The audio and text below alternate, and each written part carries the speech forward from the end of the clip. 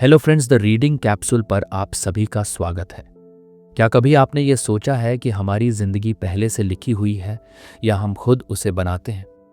कभी ऐसा लगा है कि चाहे जितनी मेहनत कर लो, चीजें हमारे कंट्रोल में नहीं आती, या फिर मन में सवाल उठा हो कि आत्मा क्या सच में कोई चीज है या सिर्फ एक धारणा? आज हम बात करने जा रहे हैं ओशो की उस किताब की जो इन सवालों के जवाब बहुत गहराई और सादगी से देती है। किताब का नाम है Destiny, Freedom and the Soul, और यकीन मानिए यह किताब आपके सोचने का तरीका ही बदल सकती है। अध्याय 1, क्या सब कुछ पहले से तय है? ओशो इस अध्याय की शुरुआत एक बहुत मूलभूत प्रश्न से करते हैं। क्या जीवन पहले से तय है या क्या हमारे पास चुनाव की आज़ादी है? यह सवाल हर इंसान के भीतर कभी ना कभी उठता है, खासकर तब जब हम मुश्किल हालातों से गुजरते हैं या हमारे साथ कुछ ऐसा होता है जिसे हम बदल नहीं सकते। ओशो कहते हैं कि अगर आप सोए हुए हैं यानी अनजाने में जी रहे हैं तो आपका जीवन पहले से तय है। आप बस एक मशीन की तरह काम कर रहे हैं जहां आपकी हर प्रतिक्रिया पूर्व निर्धारित है। आपको लगता है कि आप सोच समझकर निर्णय ले रहे हैं, लेकिन वास्तव में आप अपने बीते हुए अनुभवों, समाज की शर्तों और बचपन की प्रोग्रामिंग के अनुसार चल रहे होते हैं। यहाँ ओशो भाग्य को एक अचेत जीवन की स्वाभाविक गति मानते हैं। अगर आप अचेत हैं यानी अवेयर नहीं हैं, तो आप वही करेंगे जो अब तक किया है। हर दिन दोहराव होगा, हर निर्णय एक रिफ्लेक्स होगा और यही होगा आपका भाग्य। लेकिन यहीं ओशो एक बेहद महत्वपूर्ण बात कहते हैं। अगर आप होश में आ जाएं, अगर आप इस क्षण को जाग कर जिएं, तो आपके पास चुनाव की ताकत है। फिर आप भाग्य को तोड़ सकते हैं, आप रूटीन से बाहर आ सकते हैं। ओशो ध्यान को इस बदलाव की चाबी मानते हैं। ध्यान यानी बिना किसी प्रतिक्रिया के देखना। जैसे ही आप अपने विचारों, इच्छाओं और आदतों को बाहर से देखना शुरू करते हैं, आप उनसे अलग हो जाते हैं।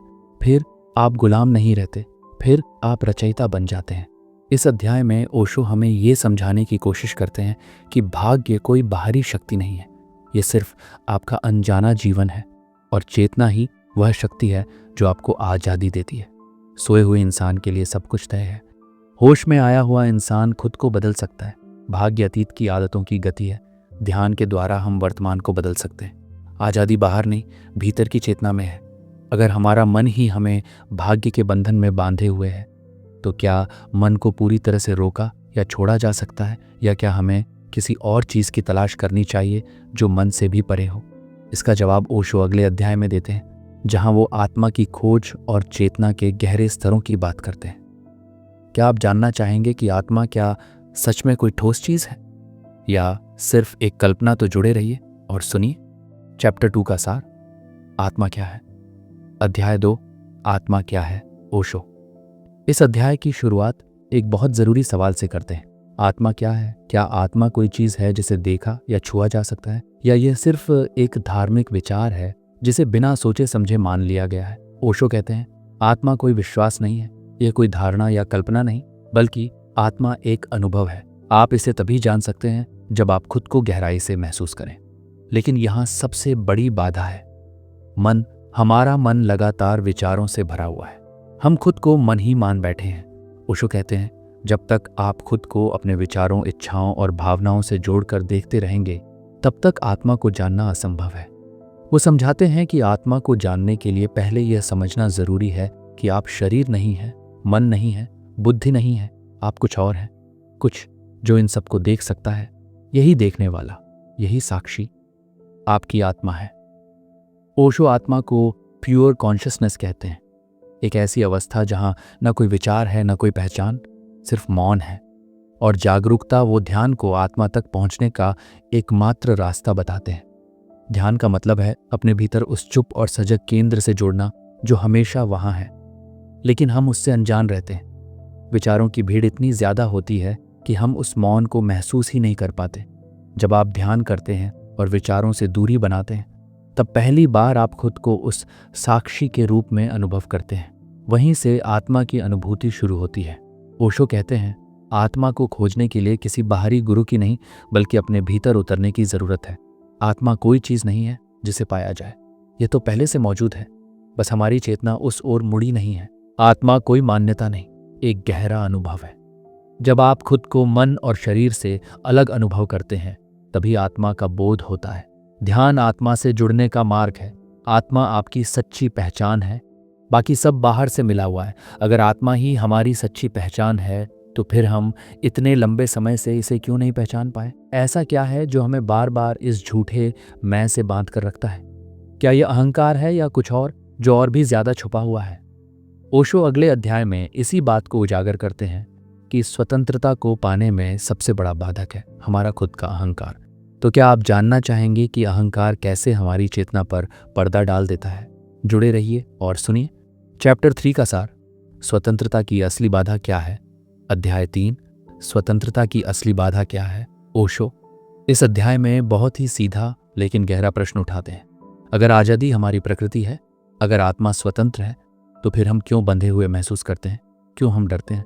क्यों हम बार बार वही गलतियां दोहराते हैं? इस अध्याय का मूल संदेश यही है, हमारी असली जंजीर है हमारा अहंकार। ओशो कहते हैं अहंकार कोई सच्ची सत्ता नहीं है, ये एक झूठा निर्माण है। हमारा नकली चेहरा जो हमने समाज से उधार लिया है, ये वही मैं है जो कहता है मैं अच्छा हूं, मैं बुरा हूं, मैं खास हूं, लोग मुझे माने, मुझे सराहें। लेकिन यह मैं पूरी तरह डर पर टिका है। डर खोने का डर, छोटा पड़ जाने का डर, अकेले हो जाने का। ओशो समझाते हैं कि जब तक हम इस झूठे मैं को पकड़े रहेंगे तब तक हम कभी भी सच में स्वतंत्र नहीं हो सकते। हम चाहे जितना स्वतंत्र दिखने की कोशिश करें, भीतर से हम डर और असुरक्षा से बंधे होते हैं। ये अहंकार ही है जो हमें ध्यान से दूर करता है, क्योंकि ध्यान का पहला असर होता है मैं की पकड़ ढीली हो जाती है और यह मैं चाहता है कि उसकी सत्ता बनी रहे। इसलिए हम ध्यान से कतराते हैं, हम मौन से घबराते हैं। ओशो बताते हैं कि ध्यान का अभ्यास करते समय जब विचार शांत होने लगते हैं तो एक डर पैदा होता है, क्योंकि वह मैं जिसे हमने अब तक पकड़े रखा था धीरे धीरे मिटने लगता है।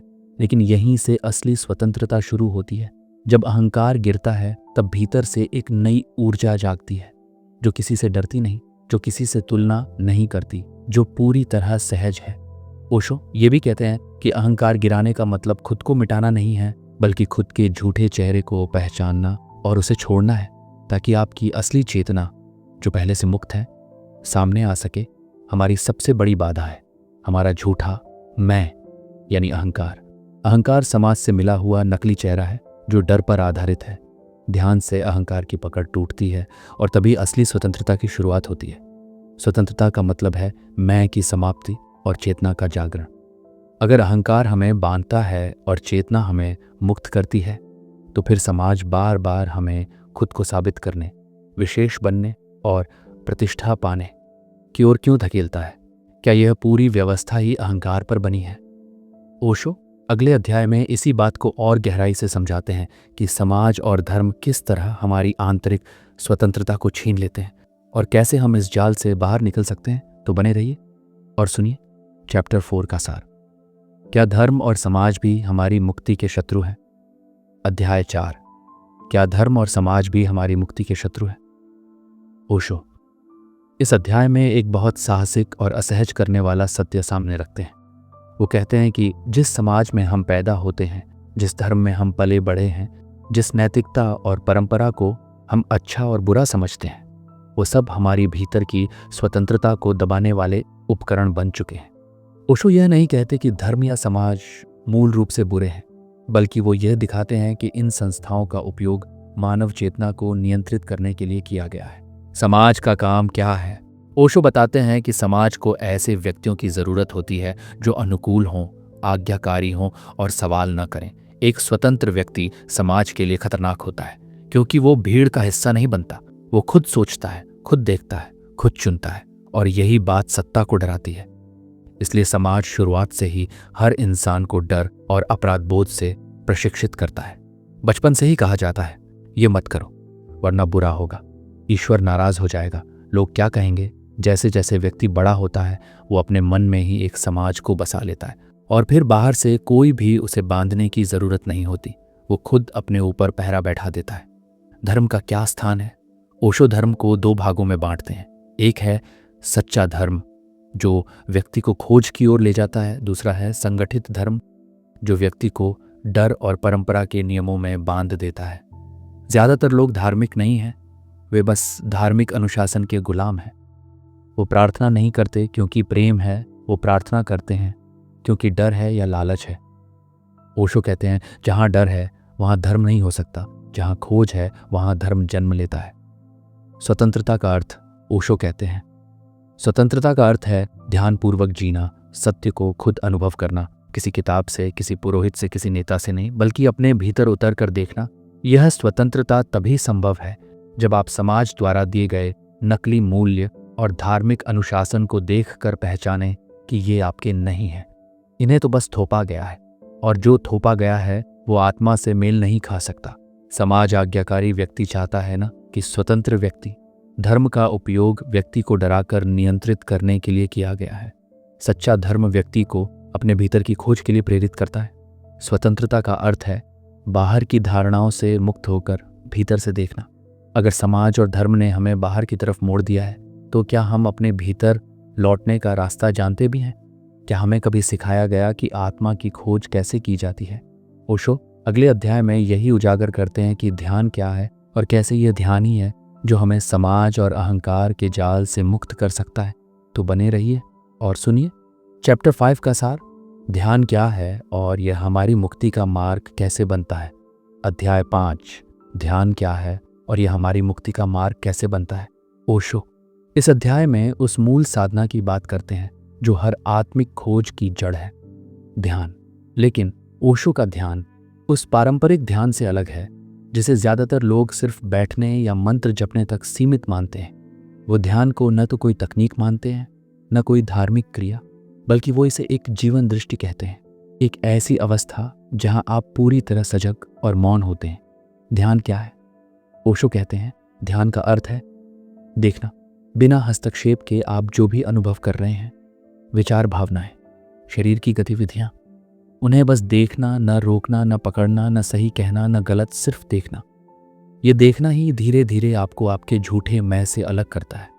आप महसूस करते हैं कि आप विचार नहीं हैं, आप भावनाएं नहीं हैं, आप सिर्फ वह साक्षी हैं जो इन सबको देख रहा है।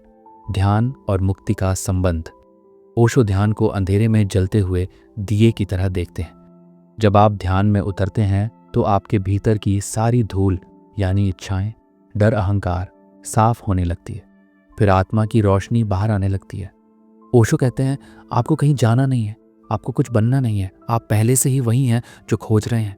ध्यान सिर्फ वो पर्दा हटाता है जो इस सत्य को ढक रहा है। ध्यान आपको समाज की भीड़ से वापस आपके भीतर के केंद्र तक लाता है, जहां न कोई विचार होता है, न पहचान, सिर्फ मौन और चेतना। ध्यान अभ्यास नहीं, जागृति है। ओशो बार बार चेताते हैं कि ध्यान को कोशिश न बनाएं। अगर आप जबरदस्ती ध्यान करेंगे तो वह एक मानसिक व्यायाम बन जाएगा। ध्यान को सहजता से करें, जैसे सांस लेना है, जैसे आप नदी के किनारे बैठकर बहाव को देख रहे हो, बस वैसे ही अपने भीतर के बहाव को देखिए। ओशो के अनुसार ध्यान जीवन का एक तरीका बन जाना चाहिए। खाना खाते समय, चलते समय, बोलते समय, हर क्षण आप जागरूक हो सकते हैं, और यही है सच्चा ध्यान। ध्यान कोई क्रिया नहीं बल्कि सजगता की अवस्था है। ध्यान विचारों से लड़ता नहीं, उन्हें बस देखता है। ध्यान के माध्यम से व्यक्ति झूठे अहंकार से मुक्त होता है। ध्यान व्यक्ति को उसकी सच्ची आत्मा से जोड़ता है। ध्यान जीवन की हर गतिविधि में आ सकता है अगर हम जागरूक रहें।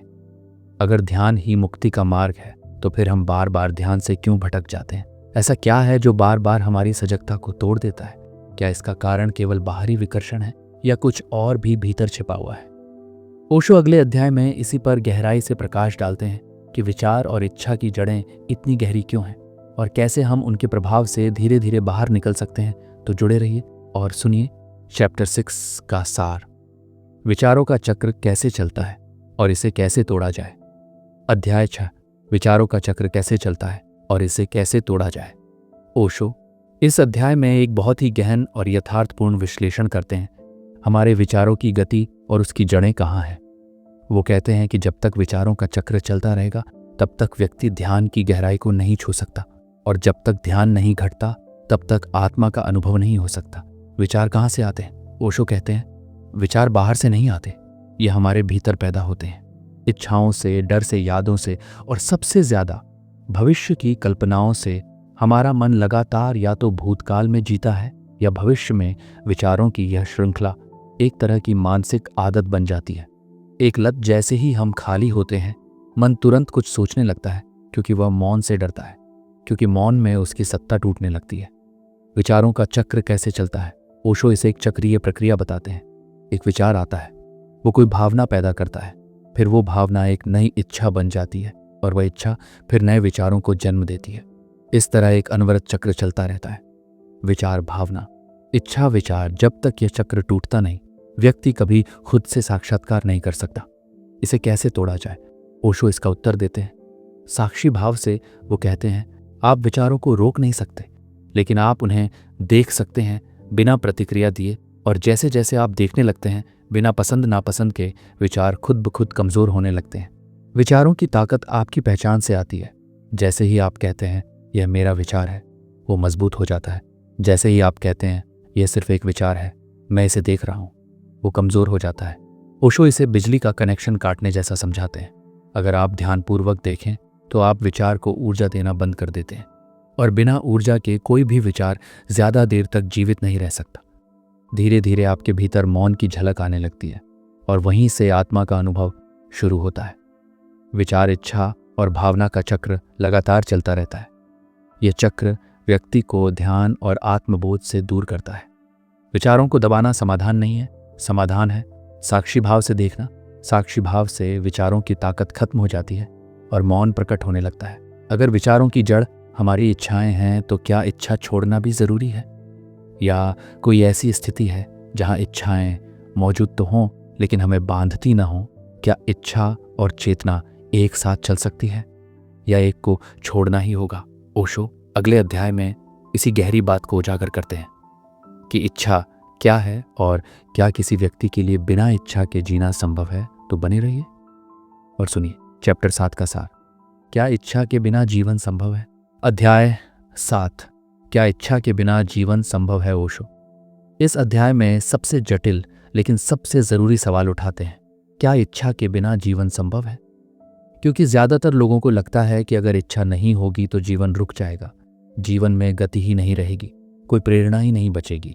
लेकिन ओशो इस धारणा को पूरी तरह चुनौती देते हैं। इच्छा क्या है? ओशो के अनुसार इच्छा का अर्थ है भविष्य में जीना, जो है उससे असंतुष्ट होकर जो नहीं है उसकी कल्पना करना। इच्छा हमें हमेशा वर्तमान से काट देती है, हमेशा कहीं और ले जाती है, हमेशा किसी और समय में रखती है जो अभी है ही नहीं। इच्छा का मूल स्वभाव है टालना। टालते टालते हम जीवन जीने से चूक जाते हैं। इच्छा और प्रेरणा में फर्क ओशो यह भी स्पष्ट करते हैं कि इच्छा और प्रेरणा, इंस्पिरेशन, एक जैसी नहीं है। इच्छा मन से आती है, जबकि प्रेरणा चेतना से इच्छा तनाव पैदा करती है, क्योंकि वह लक्ष्य पर केंद्रित होती है। और अगर लक्ष्य पूरा ना हो तो दुख, लेकिन प्रेरणा आनंद देती है, क्योंकि वह क्रिया में ही पूर्णता महसूस करती है। कोई लक्ष्य चाहिए ही नहीं। उदाहरण के लिए, कलाकार जब प्रेरित होकर चित्र बनाता है तो उसका आनंद चित्र पूरा होने में नहीं होता, बल्कि चित्र बनाने की प्रक्रिया में ही होता है। ओशो कहते हैं, जब जीवन से प्रेरणा आती है तो वह सहज होती है। वह किसी आकांक्षा से नहीं चलती, बल्कि उस चेतना से आती है जो वर्तमान में जी रही है। क्या इच्छा छोड़ना जरूरी है? ओशो कहते हैं, इच्छा को दबाना नहीं है, इच्छा को देखना है। साक्षी भाव से जैसे ही आप पूरी सजगता से इच्छाओं को देखना शुरू करते हैं, वे अपनी पकड़ खो देती हैं। इच्छा की ताकत आपकी बेहोशी से आती है। जैसे ही आप सजग होते हैं, इच्छा स्वतः रूप से गिरने लगती है। तब जीवन एक नई दिशा लेता है, जहां न कोई जबरदस्ती है, न कोई भय, न कोई लालच, सिर्फ मुक्त प्रवाह। ओशो यही कहते हैं, इच्छा रहित जीवन मृत नहीं होता, बल्कि वही असली जीवन होता है जहां प्रत्येक क्षण अपने आप में पूर्ण है। इच्छा हमें भविष्य की ओर खींचती है और वर्तमान से काट देती है। इच्छा और प्रेरणा में अंतर है। इच्छा मन से आती है, प्रेरणा चेतना से। इच्छा को दबाने की नहीं, समझने और देखने की जरूरत है। सजगता से इच्छा स्वतः खत्म होने लगती है। इच्छा रहित जीवन ही सच्चा जीवन है। अगर हम इच्छा से मुक्त हो जाएं तो क्या कर्म करना भी बंद हो जाएगा? क्या बिना इच्छा के कोई कर्म संभव है, या फिर इच्छा और कर्म के बीच भी कोई तीसरा रास्ता है? ओशो अगले अध्याय में इसी रहस्य को उजागर करते हैं कि कर्म क्या है और क्या कर्म भी बंधन है या मुक्ति का माध्यम। तो जुड़े रहिए और सुनिए चैप्टर 8 का सार, क्या कर्म भी बंधन है? अध्याय 8, क्या कर्म भी बंधन है? ओशो कहते हैं, मनुष्य जिस क्षण जन्म लेता है वो कर्म के संसार में प्रवेश करता है। हर कार्य, चाहे छोटा हो या बड़ा, एक तरंग की तरह कुछ पैदा करता है, और ये तरंगे ही हमारी भविष्य की दशा और दिशा को तय करती हैं। हम बचपन से सुनते आए हैं, जैसा करोगे वैसा भरोगे। लेकिन क्या हर कर्म बंधन का कारण है? क्या कर्म से बाहर आना संभव है, या कर्मों में रहते हुए भी मुक्त हुआ जा सकता है? कर्म का अर्थ ओशो स्पष्ट करते हैं कि कर्म का अर्थ केवल बाहरी कार्य नहीं है, बल्कि वह मानसिक और भावनात्मक प्रतिक्रिया भी है जो हर क्रिया के साथ जुड़ी होती है। उदाहरण के लिए, अगर आप किसी की मदद करते हैं लेकिन भीतर अहंकार या लालच से भरकर, तो वह कर्म बंधन बनता है, क्योंकि उस क्रिया से स्वार्थ और पहचान जुड़ गई है। ओशो कहते हैं, कर्म से बंधन तब पैदा होता है जब उसमें मैं होता है। जब आप कहते हैं मैंने किया, तभी वह कर्म आपका बन जाता है, और उसी से बंधन की शुरुआत होती है, कर्म और साक्षी भाव। ओशो के अनुसार कर्म से मुक्ति का एकमात्र मार्ग है साक्षी भाव। जब आप हर कार्य को पूर्ण सजगता से करते हैं लेकिन उसके परिणाम से नहीं जुड़ते, तब वह कर्म होकर भी अकर्म बन जाता है। यानी आप कुछ करते हैं लेकिन करने वाले की भावना नहीं होती, कोई अपेक्षा नहीं होती, कोई लालच या डर नहीं होता। ये वही स्थिति है जिसे गीता में निष्काम कर्म कहा गया है। लेकिन ओशो इसे केवल सिद्धांत नहीं रहने देते, वो इसे आंतरिक मौन और जागरूकता की उपज बताते हैं। क्या कर्म से भागा जा सकता है? ओशो कहते हैं, कर्म से भागना संभव नहीं। आप सांस भी लें तो वो भी कर्म है। आप जंगल चले जाएं, मौन रहें, तब भी कर्म होता है। इसलिए समाधान कर्म त्याग में नहीं, बल्कि कर्म में रहते हुए चेतन रहने में है। कर्म को एक माध्यम बना दो मुक्ति की ओर, और यह तभी संभव है जब आप अपने भीतर उस केंद्र को खोजें जो कर्म करता नहीं, बस देखता है। कर्म सिर्फ क्रिया नहीं, उसके साथ जुड़ी भावना भी है। मैं कर रहा हूं कि भावना ही बंधन की जड़ है। कर्म से भागा नहीं जा सकता, लेकिन उसे पार किया जा सकता है। साक्षी भाव से किया गया कर्म कर्म नहीं रह जाता, वह ध्यान का विस्तार बन जाता है। कर्म खोजें लेकिन उसमें फंसे नहीं, यही मुक्ति है। अगर हर कर्म में बंधन की संभावना है, तो क्या हमारा पूर्व जन्मों के कर्मों पर भी कोई नियंत्रण है? क्या भाग्य पहले से तय है, या हम इस पल में भी अपनी नियति को बदल सकते हैं? ओशो अगले अध्याय में इसी रहस्य से पर्दा हटाते हैं कि भाग्य क्या है और क्या उसे बदला जा सकता है या नहीं। तो बने रहिए और सुनिए चैप्टर 9 का सार, क्या भाग्य बदल सकता है? अध्याय 9, क्या भाग्य बदला जा सकता है? ओशो इस अध्याय में उस भ्रांति को तोड़ते हैं जो सदियों से लोगों के मन में बैठी है, कि भाग्य पहले से तय है, कि हर चीज पहले से लिखी हुई है, कि इंसान कुछ भी कर ले वो अपनी नियति से बच नहीं सकता। लेकिन ओशो कहते हैं, अगर सब कुछ तय है तो फिर जागरूकता का क्या मतलब? भाग्य क्या है? ओशो भाग्य को 2 हिस्सों में बांटते हैं। एक, जड़ चेतना का भाग्य। ये वो भाग्य है जिसे आप अपने बेहोश जीवन से बनाते हैं, यानी बिना सोच समझ के आदतों और प्रतिक्रियाओं में जीना। इसी कारण लोग अपने कर्मों को भाग्य कहने लगते हैं। 2, जागृत आत्मा का भाग्य। जब आप सचेत होते हैं, साक्षी भाव में जीते हैं, तब आपके पास चुनाव होता है। वही क्षण होता है जब भाग्य बदलने की शुरुआत होती है। ओशो के अनुसार भाग्य कोई बाहरी ताकत नहीं है, यह आपकी ही भीतर की बेहोशी का दूसरा नाम है। जैसे जैसे आपकी सजगता बढ़ती है, वैसे वैसे आप भाग्य से बाहर आने लगते हैं। क्या हम भाग्य को बदल सकते हैं? ओशो स्पष्ट रूप से कहते हैं, हाँ, लेकिन केवल तब जब आप पूरी तरह सजग हो जाएं। यदि आप खुद को देखना शुरू करें, अपने विचारों को, अपनी इच्छाओं को, अपने डर और क्रोध को, तो आप उनके गुलाम नहीं रहते, आप उनमें चुनाव कर सकते हैं। और जहां चुनाव आता है, वहीं से भाग्य का अंत शुरू होता है। ओशो एक उदाहरण देते हैं, अगर आप हर बार गुस्से में प्रतिक्रिया देते हैं तो वो आपका भाग्य बन जाता है। लेकिन जिस क्षण आप उस गुस्से को आते हुए देखते हैं और प्रतिक्रिया नहीं देते, आपने उस क्षण अपने भाग्य को तोड़ दिया। भाग्य और स्वतंत्रता का संबंध ओशो कहते हैं, मनुष्य भाग्य में जकड़ा हुआ नहीं है, बल्कि वह स्वतंत्रता की संभावना के साथ पैदा होता है। यह स्वतंत्रता हमारी चेतना की गहराई में छिपी होती है। जैसे ही हम ध्यान और साक्षी भाव की ओर बढ़ते हैं, वैसे ही हम उस परत को हटाना शुरू करते हैं जो हमें भाग्यशाली या दुर्भाग्यशाली बनाती है। भाग्य कोई बाहरी ताकत नहीं, हमारी बेहोशी की उपज है। जब हम जागरूक होते हैं तो हमारे पास चुनाव होता है। चुनाव करने की क्षमता ही भाग्य को बदल सकती है।